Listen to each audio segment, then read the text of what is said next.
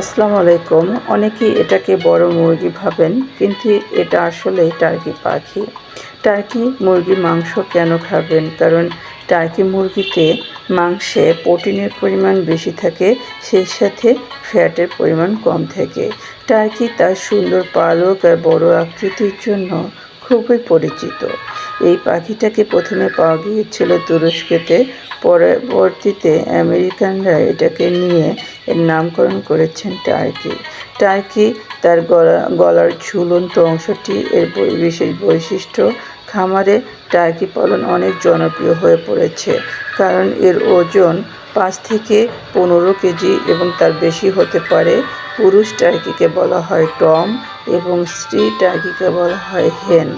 মাথা ও গলার অংশে পালক কম থাকে, লালচে ঝুলন্ত অংশ দেখা দেয়। এরা দ্রুত দৌড়াতে পারে এবং স্বল্প দূরত্বে উঠতে সক্ষম।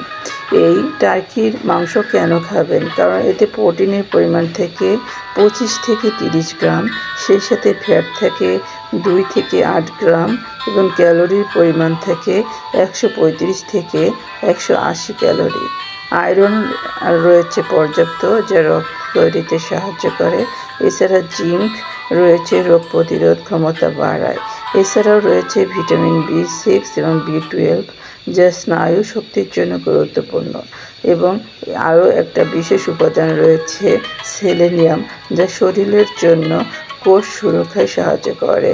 সবাই টার্কি মুরগির মাংস খাবেন এবং ফ্যাটের পরিমাণ যাদের শরীরে কম দরকার তারা টার্কি মুরগিকে চয়েস করতে পারেন। ভিডিওটি কেমন লাগলো কমেন্টে জানাবেন। আমার ভিডিওগুলো এবং শিক্ষামূলক ভিডিওগুলো ভালো লাগলে বায়োটেক শারমিন ওয়ার্ল্ডের পাশে থাকবেন এবং ভিডিওটি লাইক, কমেন্টস এবং শেয়ার করে পাশে থাকবেন। ধন্যবাদ সবাইকে। আসসালামু আলাইকুম। বায়োটেক শারমিন ওয়ার্ল্ড চ্যানেলটি সাবস্ক্রাইব করতে ভুলবেন না। ধন্যবাদ সবাইকে।